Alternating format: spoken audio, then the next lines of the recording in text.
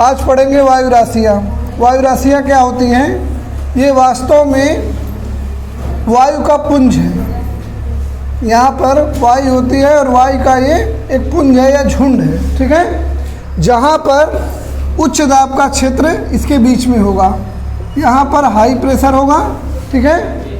और इसके ये लगभग स्थिर होती हैं, लेकिन किनारे की तरफ जो है कुछ इसमें गति वाली स्थिति बनती है, लेकिन बहुत मंद गति की बनती है, ठीक है।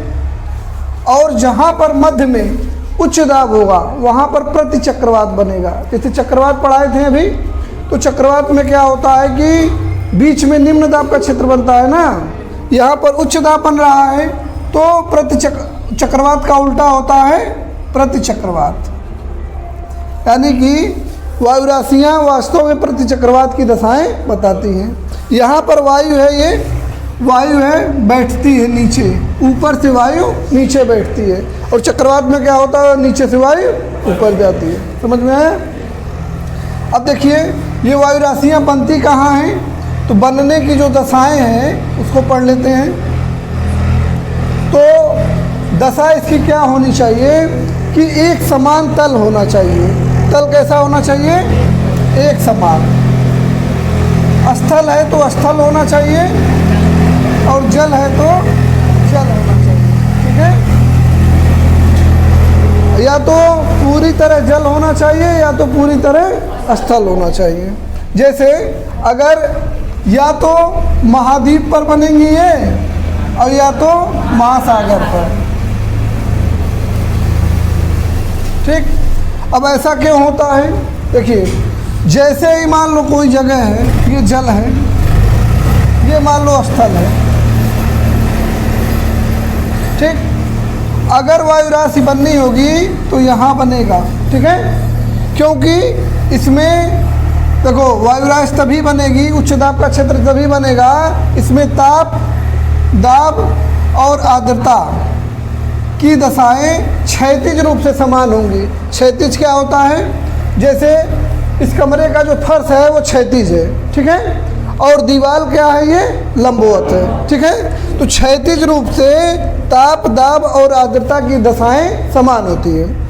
लेकिन मान लो ये जल और स्थल के बीच वाला क्षेत्र है ना, अगर मान लो यहाँ कोई वायु राशि नहीं बन सकती। क्यों नहीं बन सकती? क्योंकि स्थल जल्दी गर्म होता है, जल्दी ठंडा होता है, जल देर से गर्म होता है, देर से ठंडा होता है, तो यहाँ दशाओं में अंतर आ जाएगा कि नहीं। ऐसे क्षेत्रों में बताए थे समुद्री समीर बहता है या स्थल समीर बहता है, तो ये जो बॉर्डर वाला एरिया यहाँ नहीं बनेगा। या तो पूरी तरह से जल होना चाहिए या तो पूरी तरह से स्थल होना चाहिए, ठीक है।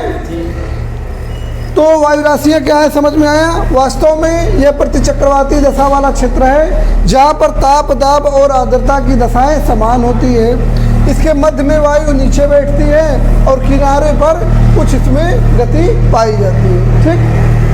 अब देखो जो वायु राशियाँ बनेंगी या तो वह गर्म क्षेत्रों में बनेंगी और या तो ठंडे क्षेत्रों में बनेंगी, ठीक है।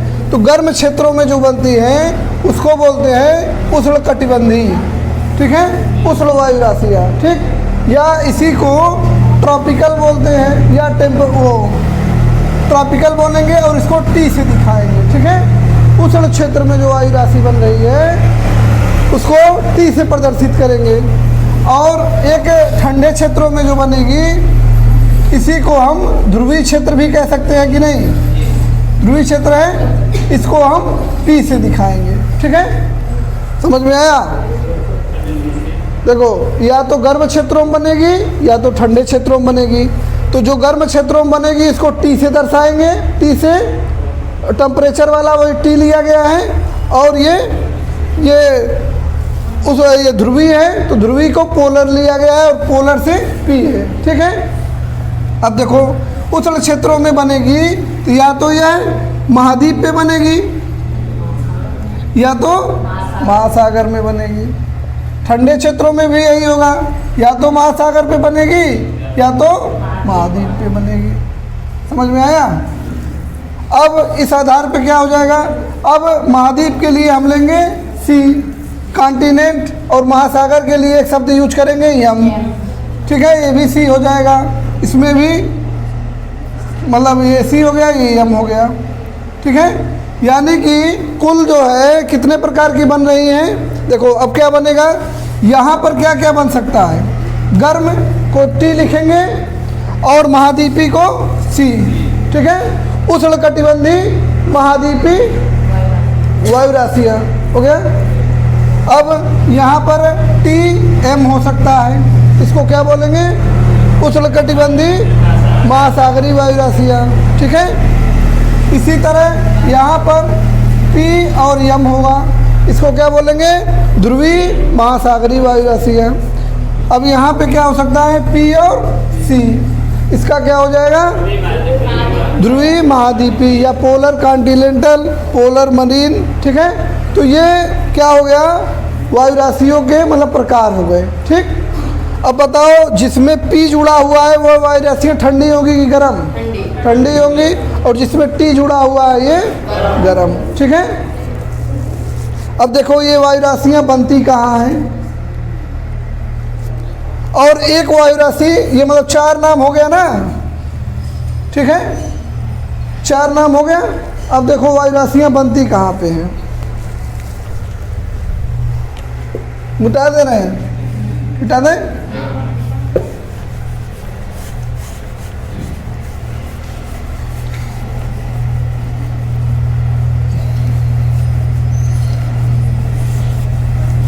देखो एक मैप बनाना पड़ेगा, पहले बना दें।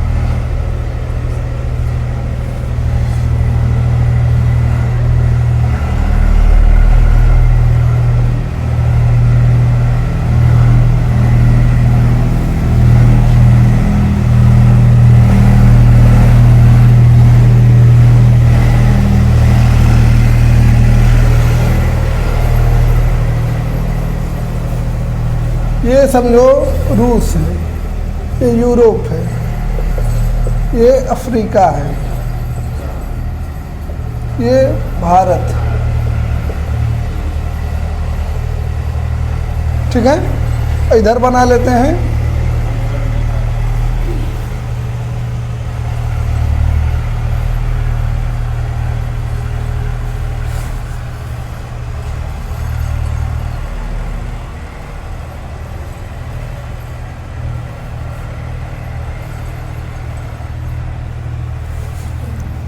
कुछ दिख रहा है, लग रहा है नहीं,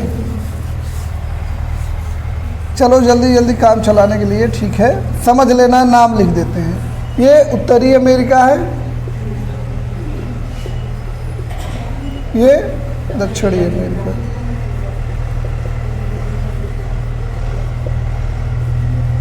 ठीक है, यहीं पे एक जगह है, इसको कहते हैं ग्रीनलैंड।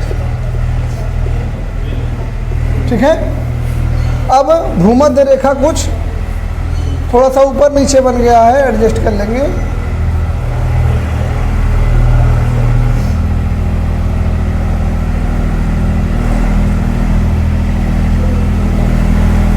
भूमध्य रेखा कुछ इसी के आसपास से जाएगी। ठीक, ठीक है, कुछ मोटा मोटा चित्र बना दिए हैं, इसी हिसाब से देख लेना जाके।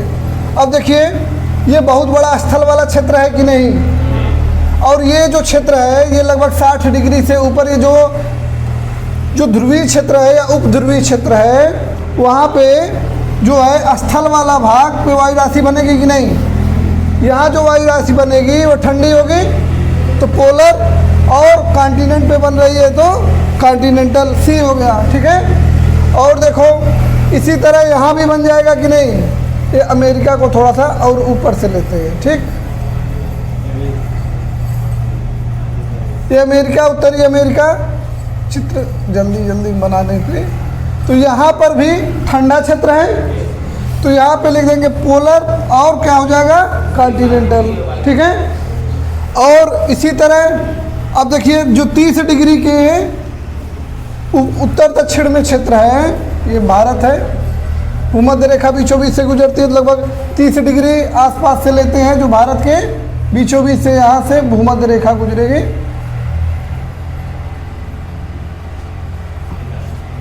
चित्र पहले बना लेना है, तब उसके बाद।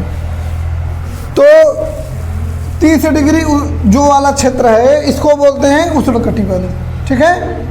उष्णकटिबंध में ये पूरा सहारा का मरुस्थल है, तो यहाँ भी गर्म वायु राशि रहेगी और महाद्वीप पे बन रही है तो टेम्परेट और कॉन्टिनेंटल, ठीक है। और यहाँ पे यानी उष्णकटिबंधीय महाद्वीपीय जलवायु मतलब महाद्वीपीय वायु राशि बनी, और यहाँ ठंडा क्षेत्र है तो PM यानी कि पोलर और मरीन यानी कि ठंडी और समुद्री वायु राशि बनेगी, ठीक है। यहाँ पे देखो क्या बनेगा, T और M यानी कि उष्णकटिबंधीय महासागरीय वायु राशि। और एक जगह यहाँ पर है अंटार्कटिका, तो अंटार्कटिका पे भी क्या बनेगा, PC ही बनेगा, लेकिन इसको अंटार्कटिका का अलग नाम दे दिया जाता है, ठीक है। समझ में आया। ठंडे क्षेत्रों में फिर से एक बार इसके विस्तार को देख लेते हैं। देखो जहाँ जहाँ स्थल है ठंडे क्षेत्रों में वहाँ PC बनेगा कि नहीं बनेगा, यानी कि ध्रुवीय महाद्वीपीय वायु राशि ठंडी है और ध्रुवीय इसलिए है, और महाद्वीप पे बनी इस नाते C जुड़ा हुआ। ध्रुवीय महाद्वीपीय वायु राशि कहाँ बनेगी, ठंडे क्षेत्रों में, ठीक। अब गर्म क्षेत्रों में क्या बनेगा, उसमें T लगा रहेगा, उष्णकटिबंधीय या तो महासागर पे बनेगा, उष्णकटिबंधीय या तो स्थल पे बनेगा, नहीं। समझ में आया। जहाँ भी बड़ा क्षेत्र है विस्तृत रूप से स्थल है और विस्तृत रूप से सागर है तो वहाँ बनेगा। अब जैसे देखो यहाँ भारत है तो भारत में नहीं बनेगा, क्यों, क्योंकि भारत का जैसे ही क्षेत्र है 1000 किलोमीटर भी नहीं होगा, दोनों तरफ समुद्र है तो यहाँ नहीं बन पाएगा। या फिर ऐसे क्षेत्रों में जहाँ समुद्र और स्थल आपस में आके मिल रहे हैं वहाँ नहीं बनेगा। समझ में आया, ठीक। तो ये वायु राशियाँ हो गई। कक्षा 11 के लिए इतना ही है। वायु राशियों को ऐसे 32 प्रकार है, फिर ठंडी, फिर स्टेबल, नॉन स्टेबल, तरह तरह की वायु राशियाँ 32 प्रकार है। लेकिन हमको चूँकि 5 दिया है तो 5 के बारे में जानकारी हो गई, चित्र के हिसाब से कहाँ कहाँ कौन कौन बनेगी, ठीक है।